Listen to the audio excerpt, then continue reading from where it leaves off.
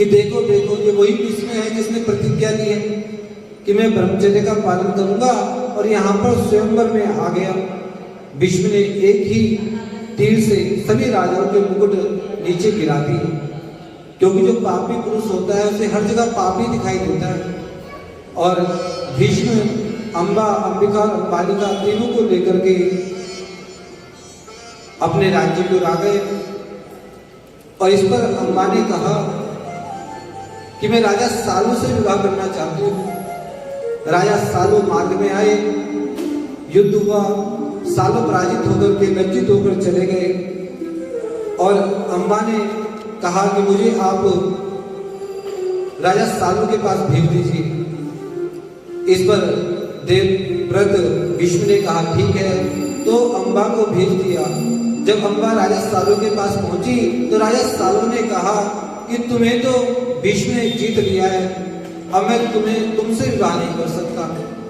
अंबा को बड़ा क्रोध आया कि मेरा विवाह सालों से होना था और भीष्म मुझे हरण करके ले गए। और उस ब्रह्मचारी ने संकल्प ले लिया कि मैं भीष्म को मारने का कारण मैं ही बनूंगी। अंबा ने परशुराम जी से शरणागति के लिए कहा।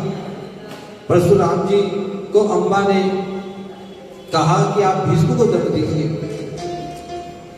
इस पर परशुराम और भीष्म का भयंकर युद्ध हुआ। उस युद्ध में मां गंगा जी आई और गंगा जी ने कहा भीष्म यह तुम क्या कर रहे हो।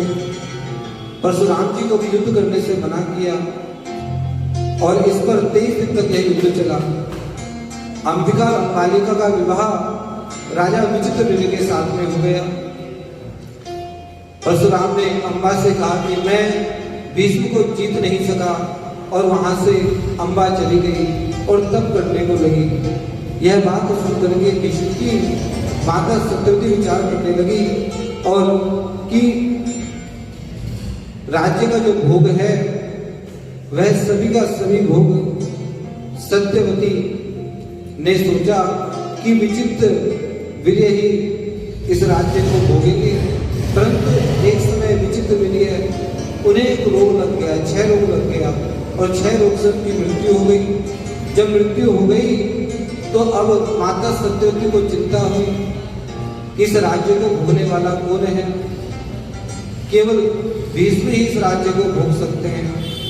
भीष्म को कहा कि अब तुम राज्य के अधिकारी हो और इस प्रतिज्ञा को तोड़ो और इस राज्य का जो भार है वह आपके ऊपर है।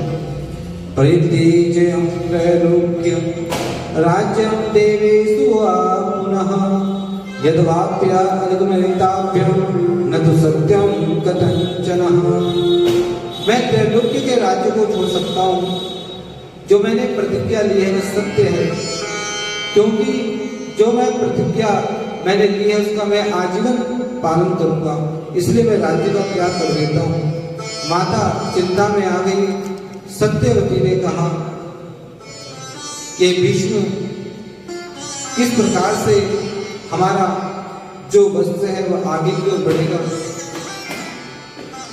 माता ने कहा हे पुत्र, मैं उपरिचर वसु की कन्या मछली के गर्भ से मेरा जन्म हुआ और मेरे पिता दासराज इन्होंने मुझे मेरा पालन किया और मैं यमुना नदी पार कराती हूँ।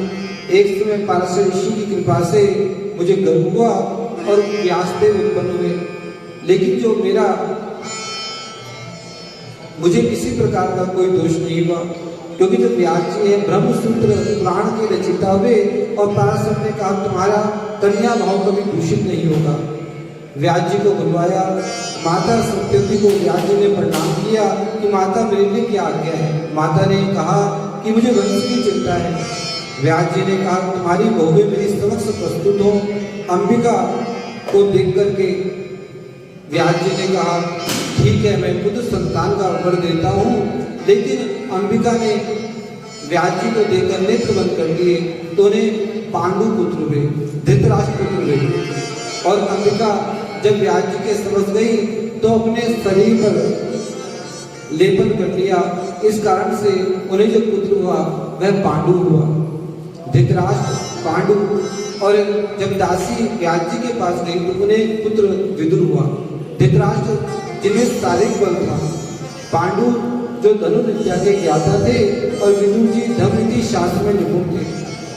धृतराष्ट्र का विवाह गांधारी से हुआ, पांडु का विवाह मद्राज कन्या माद्री से जो भगवान श्री कृष्ण की बुआ कुंती है उनसे हुआ।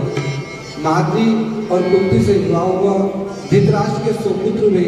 यह सब स्वयं भीष्म देख रहे हैं, लेकिन भीष्म का जो जीवन है बड़ा त्यागपूर्ण जीवन है। एक समय पांडु ने मृग रूप को धारण करने वाले दंपति जो संत थे उनको प्राण चढ़ा दिया। ऋषि ने मरते मरते श्राप दिया, यदि तुम अपनी पत्नी के पास जाओगे तुम्हारी मृत्यु हो जाएगी। एक समय आया कि पांडु की मृत्यु हो गई और माद्री ने साथ में सती हो गई। कुंती ने दुर्वासा जी ने उन्हें देवताओं के मंत्र दिए थे और यह जो मंत्र थे, एक समय कुंती ने भगवान सूर्य का आह्वान किया और उनको पुत्र हुआ जिसका नाम कर्ण हुआ और लोकराज के कारण उस पुत्र को नदी में बहा दिया। और जो धृतराष्ट्र के सारथी थे अधिरथ और उनकी पत्नी राधा ने कर्ण का पालन किया। यह आह्वान की विधि पांडु को ज्ञात थी। इस कारण से जो पुत्र हुए यह धर्मराज से युधिष्ठिर, वायुदेव का आह्वान किया भीम, इंद्र का आह्वान किया अर्जुन और जो बहन माद्री है उन्होंने जब आह्वान किया अश्विनी कुमार का तो नकुल और सहदेव हुए। गांधारी के 100 पुत्र और धृतराष्ट्र वैश्य कन्या से युस्तु यह 101 पुत्र हुए। एक दूसरा नाम की कन्या हुई। यह सब भीष्म देख रहे हैं, लेकिन भीष्म पूर्ण रूप से हस्तिनापुर की रक्षा को करते हैं। जो द्रौपदी है, द्रौपदी ने एक समय भगवान शिव की आराधना की। शिव की आराधना करते हुए कहा कि मुझे पति दो, मुझे पति दो, मुझे पति दो, ऐसा 5 बार कह दिया। जब 5 बार कह दिया तो उन्हें 5 इंद्र प्राप्त हुए और यही 5 इंद्र 5 पांडव बने हैं। जैसे हमारा कई बार उपहास उड़ाते हैं, ये वही एक ही है लेकिन वो अलग अलग रूप में, अलग अलग इंद्र के रूप में प्राप्त हुए, क्योंकि द्रौपदी पूर्व में स्वर्ग की लक्ष्मी थी। पहले इंद्र हुए, द्रौपदी पूर्व जन्म की जो लक्ष्मी उनके साथ में रही, फिर दूसरे इंद्र हुए और उनके ही 5 जो रूप थे वही 5 पांडव बने हैं। इस कारण से यह संपूर्ण जो दृष्टांत है सब कुछ भीष्म देख रहे हैं, लेकिन भीष्म जो है पूर्ण रूप से सभी को अच्छी अच्छी शिक्षा देते। लेकिन जो कौरव थे उनमें जो दुर्योधन था वह सबसे दुष्ट था। उसने एक समय भीम को विष दे दिया, गंगा जी में ढकेला और गंगा जी के माध्यम से भीष्म नागलोक में गए और 8 कुंडों में दिव्य रस था, उसका पान किया, 1000 हाथियों का बल प्राप्त हो गया। और बार बार समझाते कि हे दुर्योधन, यह तो ऐसे कृत्य क्यों करता है, परंतु दुर्योधन के मन में जो ईर्ष्या वैर थी वह उसे सत्कर्म करने ही नहीं देती थी और उसकी जो बुद्धि थी वह शकुनी ने बिगाड़ दी थी। दुर्योधन पांडवों को अपना परम शत्रु मानता था और जब भी भीष्म इन सब कृत्यों को देखते तो परेशान होकर के गंगा जी के पास आते, गंगा जी से कहते कि माता, मुझे बड़ा दुख होता है कि हस्तिनापुर की मैंने रक्षा का संकल्प लिया और दुर्योधन अपनी अपनी चलाता है, मामा शकुनी ने उसकी बुद्धि को बिगाड़ दिया है।